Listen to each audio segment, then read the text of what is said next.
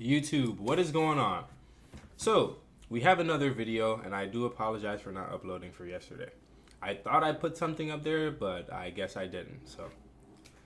But anyways, ESPN gets exposed for trashing Michael Jordan. And this is, of course, being released by Uncut Hoops. I don't want to speak too much as of yet because, in all honesty, if you guys need to know how I feel about Michael Jordan and LeBron James in the GOAT debate, I'd take Michael Jordan over LeBron James any day. And I know people are going to think that's very controversial, but hey, I'll save my critiques and stuff at the end of this video. Let's jump straight up into it. My hot take is Michael Jordan's 6-0 finals record is the most overrated stat in sports. The stat works because it's a clean story. Perfect record, never failed. But it ignores when he did fail. Now, before we continue, 10 seconds into the video, already crazy. Do you see how, like, and LeBron fans will tell you that you're a hater, that you're this, that you're that, you don't know ball, that you are. In what world, whenever people discredit LeBron, do we say, look at all of his failures? Don't ever look at anything that he did that was good. That's already a hating argument, if you ask me, when all you can do is look at somebody and bring out their flaws. And we're not as, I know I said I wasn't going to get into it, but let me just say this. We're not, as Michael Jordan fans, saying that he did not struggle. Saying that when he came back from when he came back from baseball, that he didn't lose that finals. And I believe that was 95. We're not saying any of that. We're not saying the man never lost or that he never made a shot. But I don't know where they get this narrative from. They look for any and everybody just to say, you see, Michael Jordan was human. But then in that same sentence, turn around and talk about LeBron is a god. This man, he's my sunshine. Oh my goodness. But anyways. No, in the finals isn't proof he's untouchable. It's proof he lost earlier instead. Jordan played 15 seasons. In 9 of them, he didn't even make the finals. In Wilt's, Magic's, or LeBron's careers, the years they lost in the finals still count as failures on their record. For Jordan, those failures just came in earlier rounds. It also ignores how loaded those Bulls teams were. What you just said is one of the most insanely idiotic things I have ever heard. When it comes to younger NBA fans nowadays, looking back at previous eras, it's a very common trend and tactic to rewrite history and alter the narrative 40 years after the fact. And for someone like Jordan, they do this all the time. Michael's never been the Oh, God. The next worst person to ever give basketball takes. Rich Paul. Professional LeBron meet sucker, bro. Like, this man, Rich Paul, can't say nothing bad about Bron, bro. I know that's your man's, you know. I know that's your little, you know, you're his agent and stuff like that. But Jesus Christ, man. These guys are so unauthentic and so disgenuine.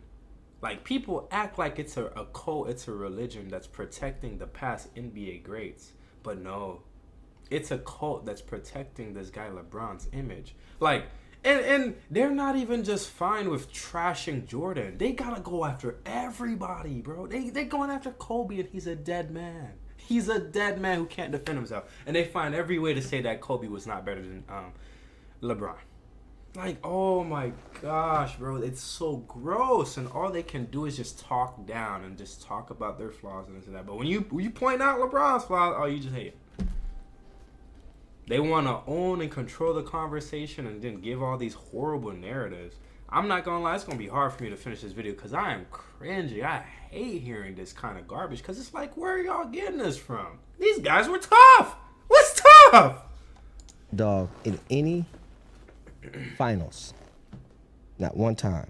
Face it, you're a terrible liar. Now, when discussing 6-0 in the NBA Finals, what it refers to is only the NBA Finals. Yes, Michael Jordan wasn't perfect. We understand that. When it comes to NBA Finals, I'm sorry to tell you guys, but Michael Jordan, yes, was indeed perfect. And why 6-0 is so important, matters so much, isn't just because Jordan always won, it's the context of how he won and how he performed in those finals. Let them, I'm so glad he showed Magic Johnson here. Look at that old man Magic Johnson. You know, look at this old guy, because they say that they beat the Lakers because they were old. And this is the same season that Magic Johnson won MVP, bro. Oh, my God. Like, the excuses, man. The excuses, bro. As Michael Jordan every single series was the best player on either team. Now, with that being said, Jordan's Bulls teams, they weren't always favored, always shoo-in to win the finals. Case in point, look at 1991. The Lakers are 91, tested, yeah. experienced in these situations. Showtime Lakers. The Bulls are in the finals for the first time. Well, I think they talked a lot about hunger. Michael Jordan has said, we are hungry, they are experienced. But when it comes down to this,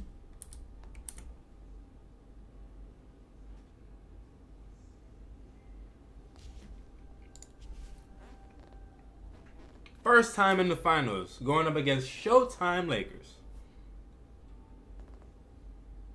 And they found a way to say that Lakers team was old.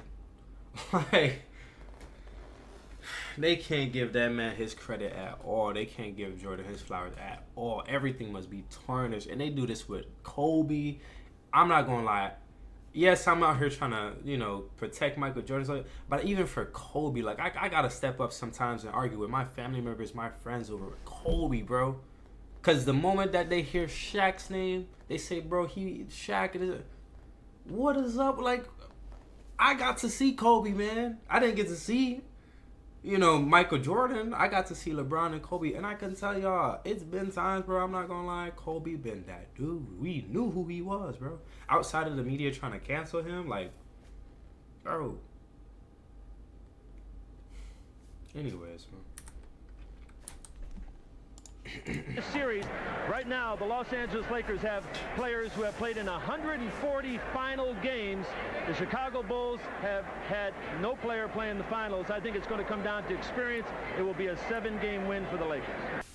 I think that you've got to go with Magic because no player has ever been able to control the tempo like he has. The only way the Bulls are going to get around that, I believe, is if they press him full court. For that year's NBA Finals in the moment, nobody said LA was a terrible team, they sucked, or the Bulls were going to waltz to a championship. In the moment, nobody ever thought that. But fast forward 40 years later, Jordan's Bulls were always favored, the Lakers stunk, and Michael Jordan right. always had... right. I'm so glad he said Uncle. I'm so glad that there's older NBA fans who can remember. Even when it comes down to like Wilt Chamberlain and those guys. I don't have the best arguments for Wilt Chamberlain, for Bill Russell, and all these other dudes.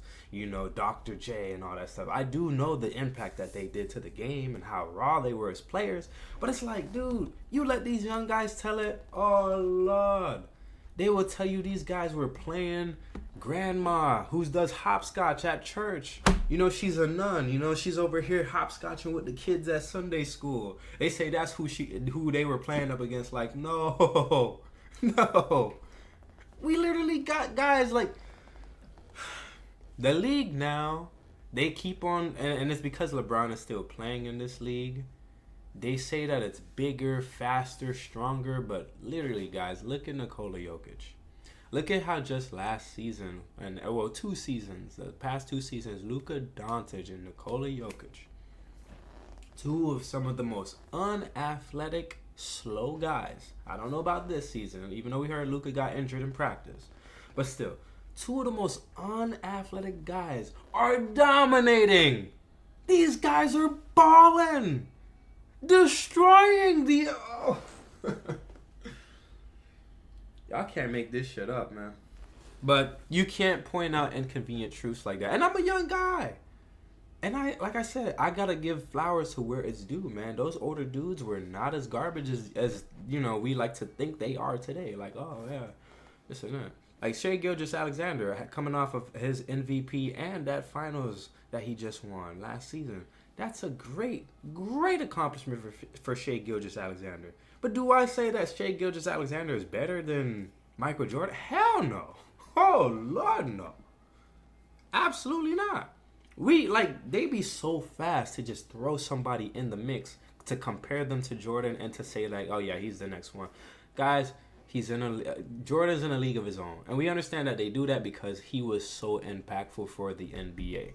Like him alone, his name in the NBA alone. And I know people are gonna say like, oh, but LeBron, bro, Jordan's name has been the biggest name in the NBA for so long. Anytime they talk about him and Kareem, back when it was like who's the GOAT? Kareem and MJ. It got speculation, it got debates, it got people to get up and put butts in chairs to go watch. And they still been doing that same thing to this day. And they've been telling us LeBron's gonna be the guy. And I'm gonna be real with you. I'm jumping too fast. I need to just let this video go on. I'm sorry, y'all. This super team. All lies will be exposed. That's all. So looking at Michael Jordan's first NBA Finals, to once again prove 6-0 was never guaranteed. Look at Game 3 of this series. At this point in the Bulls and Lakers, it was tied 1-1. And Game 3 in LA was a big-time pivotal game in the series that could alter NBA history. Ooh. As looking through playoff history, the winners of Game 3s in the series win the series 74% of the time. And looking at this Lakers team on their home floor, an impressive 13-2 streak in the postseason had gone 7-1. Michael Jordan's Bulls right here, they weren't waltzing to a championship. This was not going to be an easy game to win on LA's home floor. Those are tough shots, by the way. I just came from playing basketball today. I don't know if I made a tough shot today, but I don't think like I made a fadeaway. But man, especially when you have a taller defender on you to shake and bake, turn at an angle, come up, and like you just see nothing but hand. It's kind of good defense, but better. Oh, he just made that thing. So looking at Michael Jordan in Game 3, it wasn't some 40-point masterpiece. He shot 55% from the field. Dimes. For Jordan standards, it was an average game numbers-wise. 29 points, 9 boards, 9 assists, 4 steals, and 2 blocks. Remember, guys, the next thing that they tell you about MJ, he's a selfish player. This guy got 9 assists. He didn't have 30 assists. What a selfish player. Like, he's not even dishing the rock. Come on now. Like, that'd be the same garbage that they just be spewing. I do believe in this series, Michael Jordan, in that final series, averaged 11 assists. 11 assists. And they still find ways to say, oh, he's selfish. He's just a score first person. He don't make chances. Y'all be smoking, bro. For Michael Jordan 91, that's a decent game. But here's the added context. When it comes to these finals games, final series, they can be altered by one shot, one play in a crucial moment. 20 seconds to go. 14 on the shot clock. Going for the game winner. Divac fumbled it, recovered, and hit. Yes! In the regular season. And he sunk the free throw. Tonight's Miller Genuine Draft Player of the game is Vlade Divac on behalf of Vlade. This is the moment where if you were watching this live in 1991, you're like, okay, this series is over. Like if you bet on the Lakers in Game 3, you're like, okay, I hit this one. So stopping that right there, Vlade, a big-time shot, plus the free throw. The announcers, Lakers fans, they already got it penciled in LA. They're up 2-1 in the series. Yeah. At the absolute worst of the series, it's going 6, but possibly 7. And looking at Jordan at this point in the second half, an abysmal 2 for 11 shooting. Michael Jordan right here was having an off half where he could not buy a basket. And here's some added context. Michael Jordan Game 1 in Chicago, his finals debut, missed a game-winning jumper. So right here, Jordan Game 3, tons of pressure on him, as was the Bulls team. Remaining Craig Hodges, the three-point specialist, has checked in. Here's Jordan on the pull-up. Yes! And the game is tied at 92 with 3 4/10 seconds. This is a full court time running down floater that he also gets up over Divac, who comes flying at him. Exactly. And when you watch the replay, one other thing that they love to scream: illegal defense, illegal defense. They couldn't play zone. The defense, another. You guys just saw how many defenders are on him. 2 guys. Like, stop the excuses. Line on it. Anyways. That's an insane shot. The delay of game to give. Divac. Jordan knocked it away. Yeah. Scott got it off. And we go to overtime. That shot right there from Jordan, one of the great gems in NBA history of forgotten clutch Jordan moment. As looking at the Bulls bench, who's not in the game, who had fouled out? That, of course, was Scottie Pippen. The savior. You know, let the LeBron James fans tell you, Pippen was really the engine behind the Bulls. But like how Uncut Hoops is showing you, he's fouled out. They would have lost. But MJ was always MJ, Michael Jordan. Him coming down the court, taking those clutch shots. We're not saying that he did it all the time, that he made all of the clutch shots. There's times where he passed it to Steve Kerr. Like y'all seen, he could pass it out to individuals at times. He could dish it. Like, why? Man. Because if I'll be so honest with you, if it was LeBron James who did that, oh God, baby, you wouldn't hear enough of it. This shot for Jordan's career in the series is important for a multitude of reasons. If MJ missed that shot, the Bulls most likely are down 2-1. At that point, 91 Finals completely flips. Like I said earlier, at least going 6, but possibly 7. And here's some more added context that makes it even more impressive. MJ, after that shot on Vlade, injured his big toe, and for the entire OT period was playing hobbled. And despite that, Jordan, a phenomenal OT. 6 points, 1 dime, 2 or 3 shooting, and from the line, he was perfect. One thing that's going to bother the Bulls, just during that last play, Michael Jordan hurt the tip of his big toe. They've taken it up, taken a look at it, and it's going to be painful, but he'll try to go with it. Marv? Magic Johnson slow to get up. The series tied at 1. This game 3 of the best of 7 NBA Championship Series. Here's Jordan. Yes! Left in overtime. The way how they I'm watching to see how they're cutting off the driving lane for Jordan here. 3 of the best of 7 NBA. So in this instant, I think if we're talking about the second 3P Jordan, MJ's shooting it from right here. Like he's just taking it. Like as he got older, y'all know his game really came down to just taking that mid-range. And he was, especially on the Wizard years, I think he shot something like 80-something% from his mid-range, which is just crazy. But right here, this game hard drive to the right. The best of 7 NBA Championship Series. Bam. And look at how everybody crashes onto him. Illegal defense. Oh man, oh yo. He was just a one-on-one guy. He was. Here's Jordan. Yes! Left in overtime. The spin by Jordan and hits on the reverse. Shots, they were able to settle down. They closed strong. Michael Jordan's play in overtime, the shot in the fourth quarter, changed the entire series. And one thing I do want to hammer home, when it comes to any playoff series, any final series, they hinge on moments, they hinge on shots.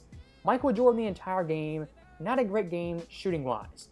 But in the big-time moments, the biggest quarter, he came through like very few could. This game, if he misses that shot, they're playing 2 days later on a Sunday.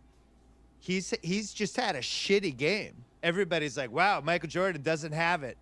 Not tough enough, doesn't choked, stage a little too big for him. It's still Magic and Birds League. Now there's all this pressure on that game 4, and there was a possibility where he could have kind of gone to the dark side. I do think this series could have flipped if the Lakers win this game. I think it could have been very similar to that 88 finals where the Pistons lose the series, and you're just like, what the fuck just happened? So that right there is exactly what I'm talking about. In certain series, certain moments, some players rise to the occasion and others don't. And looking at 91 Jordan in the fourth quarters, I mean, absolutely brilliant. In his series games 1 through 5, 8.6 points per game, 3.0 dimes, 58.6% shooting, and for the line, only missed 1 free throw. Now, to go full circle right here, when saying Jordan's finals record is overrated, 6-0 is overblown, moments like this, games like this, prove otherwise. The layup. The 91 finals, the Bulls, they weren't some juggernaut like I'll this. be so honest with this layup here. MJ did not need to switch hands in the air on this layup. Jordan's finals records. In all honesty, I think he could have just dunked the ball. Moments like this, games like yeah, This is some aura farming Piccolo level. Like he already got it. He's already up in the air about to bang out, but then he's like, oh no, let me just. And it's an iconic layup, like in part of his career. Like this, prove otherwise. The 91 Finals, the Bulls, they weren't some juggernaut, and the Lakers, they weren't some bum squad. And looking at that series, while it did only go 5 games, very easily could have gone 6, even 7, if Michael Jordan, the player, wasn't as clutch. Everybody wants to know what I would do if I didn't win. I guess we'll never know. So that right there is the end of the video, and I'll say one last thing. When it comes to Jordan's finals career, his career in general, there's so many iconic moments, iconic plays, a lot of them get lost in the shuffle, and they get forgotten. So fans 30, 40 years later looking at Jordan, you know, being 6-0, they don't say Jordan was so clutch, so phenomenal. What they say is Jordan had so much help, had the most stacked teams of all time. When in reality, it's not really true. Did Jordan have help? Of course he did. Any great player always requires help. But going 6-0 requires more than help. What it requires is a superstar player who's clutch and hits timely shots in crucial spots. Michael Jordan 91 did just that. And going forward with the series, 1992, the exact same thing. As always, thank you guys for watching. Hope you enjoyed it. I'll see you next time. And you're like, okay, you know, the Chicago team probably too young, their first year in the finals, you know, all the stuff people thought ahead of time. And I do think the Lakers were favored in Vegas to win this series from what I was able to. Okay, so. Well, we mentioned earlier that several Chicago Bulls candidly admitted that they were nervous going into game 1, and I talked about that with Bill Cartwright. Guys were definitely tight, and obviously I've never been in this type of situation before, and none of our guys has. And it's a learning experience. Mike, it is so rare where players will admit that they were nervous and tentative. But it's Magic and Worthy and you know, all the experience, and who are these guys? I predict the Bulls are going to win in 5, and there's just this outrage in the media, you know, sort of how dare you, you know, it's an insult to the Lakers. Who are these guys? The Chicago Bulls. I love the fact that I don't know why I'm having mucus and stuff. I love the fact that Uncut Hoops is bringing these clips to really show and highlight that because that's something that my friend tells me. He says like LeBron had the most pressure. Look at what the analysis is just saying on the Bill Cartwright show. He's like, I just predicted the Bulls were going to win in 5, and people were saying that's a disrespect to the Lakers. They were not the favorites. Guys are nervous. These guys, they said it. The Lakers had a combined of 100 and I believe 8 games played in the finals between their crew. The Bulls had 0. These guys had no experience doing this. They could have easily choked it up. The lights could have been too bright that night. Whatever, and they didn't. And we're out here giving every excuse as to why Magic and them lost. To say that Magic was old. That Lakers team, it was a bunch of old guys. And it was like, y'all get real, man. Y'all stop hating. Y'all stop making all these excuses. To go 6-0 in the finals, yes, that is an incredible stat line. And let me talk about Robert Horry real fast, because that's the next guy that they want to talk about. Robert Horry 7-0. 7-0, but guess what? Robert Horry didn't even average more than 12 points per game. That's the guys you guys really want to say is so much better than Michael Jordan. He's not a franchise player. I'm not saying that Robert Horry didn't do what he had to do, but come on now. Like, the excuses, the narratives, the constantly belittling other legends and greats play. Like, simply put, y'all just need to come out and say y'all hate basketball. Basketball is not just about LeBron James. Basketball is a game that it could be about all these other players, but yet we have seen it time and time again just be about LeBron James. Let me tell y'all the part that I was going to say before I cut it out, because I didn't want to have y'all here for too long. So, when I was younger, I started watching the Miami Heat because my grandfather, may he rest in peace, was a huge Miami Heat fan. I'm talking, he would work at the Miami Heat arena. My grandma also would work at the Miami Heat arena. So sometimes they'd come home, they'd have the little teddy bears, the souvenirs, the food from the stadium. And you know, I loved it as a child. I even went and watched a Heat game as a child. And yeah, we lived, breathed, and ate Miami Heat culture. And when LeBron came down during that time, you know, I didn't know that people weren't liking him for what he did. I had to get older and to see what it was that he did, leaving Cleveland high and dry like that over something supposedly happening between him, a teammate, and his mother. But, anyways, I was a LeBron fan. And I was like, yeah, you know, like LeBron, D-Wade, and Chris Bosh. Oh, man, these guys are, like, really good. Like, I'd play as them on 2K and this and that. And then to see the fuse between the Boston Celtics and the Miami Heat, I thought to myself, man, like, you know, as a kid, I don't know. I'm just like, man, our rivals really seem to be the Boston Celtics. Like, those guys are tough. We're always going up against them, and we're always this, and we're always that. And, of course, you got the Spurs. And then you have that OKC team that, you know, Miami Heat went up and played up against. But still,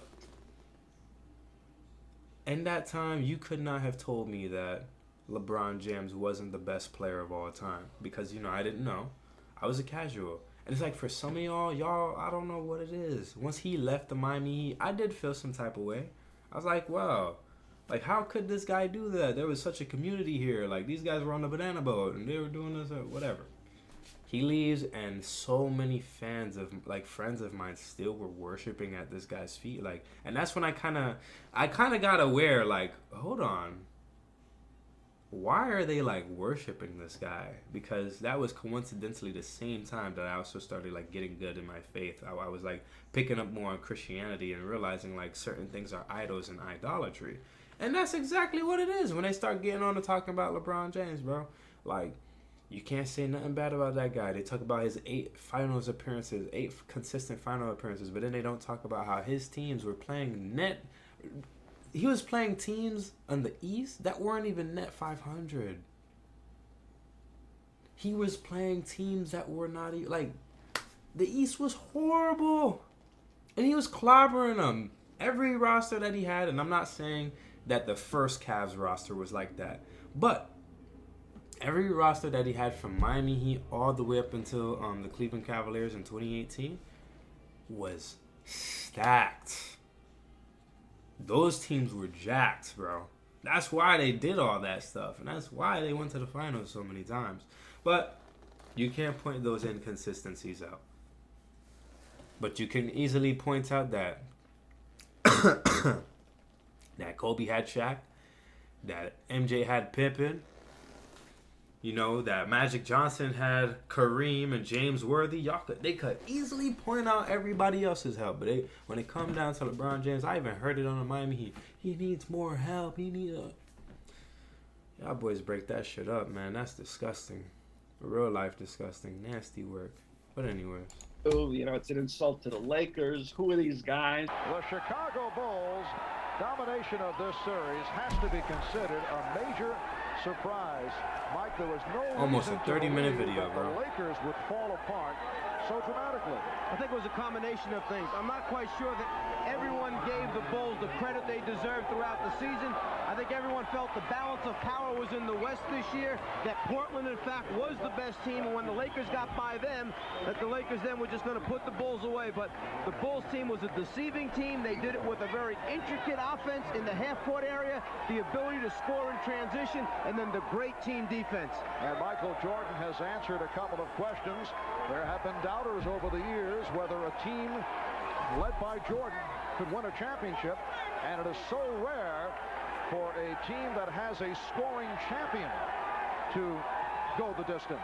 There was all these unwritten rules in sports, and the unwritten rule is sort of you got to get to the finals and lose before you can win. And so now it's Portland's turn. They had gone to the finals, lost to Detroit, and now it's their turn. Of Magic, it is universally said he makes his teammates better. Of Jordan, it was too often believed he makes his teammates disappear. Here's the narrative that's going up against MJ. Like I said, this is an amazing video, bro. So spot on, so incredible that Uncut Hoops can get all of this stuff up and then put it out there, because it silences the noise that these LeBron fans be saying, oh, MJ was always historically favorited, that nobody put no pressure on. They act like Michael Jordan laced up shoes and people were just like, oh my gosh, the greatest guy ever. No, this is all built brick by brick. Brick by brick. So afraid at first to let them fail, he finally understood how to make them see. Well, I think what it's going to show is, and get rid of, is that stigma of a one-man team.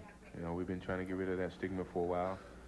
A lot of you guys say it's my fault because of the way I play offensively, But maybe it is. Who knows? But now, we can't live on that stigma anymore. We got players surrounding myself, and it can give a contribution and make us an effective basketball team. And, on national television in the finals, we did it as a team. All season long, we did it as a team, and you got to give my teammates all the credit.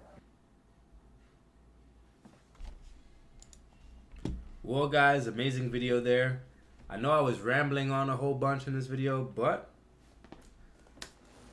that's how I personally feel. I feel like, yes, LeBron James is a great player. He's a phenomenal player.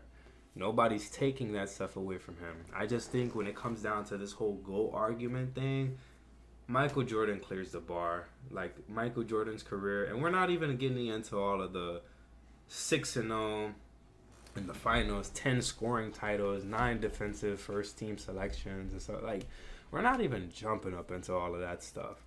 We're just talking about from play alone and from impact in the league and on his organization, his franchise. I don't know what to say.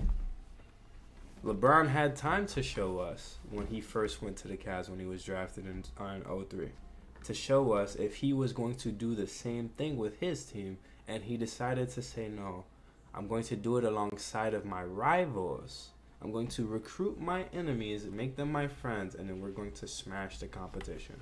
And I don't think that that's the same level of intensity as having you came to a team that was filled with and I don't even want to disrespect those guys like that. You came to a team that had losing culture. The Bulls were not good when Michael Jordan came to that team. When he got there, his competitive spirit and a whole bunch of other pieces, them getting rid of Frank Vogel, and then of course getting Phil Jackson in there, and then of course just the practicing and them getting a system to go down. It's like, man, who doesn't want to hear a story about the underdogs winning, and not just winning, but continuously winning? Like I said, if this was the same story that LeBron James had, bro, we'd be celebrating. But no. I don't know. Anyways, y'all, like, share, subscribe, and I'll see y'all in the next one. I hope y'all enjoyed these kind of sports-related videos and just these rants that I have going on. And, yeah, support the channel. Do please help me do please help me gain 1K subscribers. And, yeah, see you next time. Peace.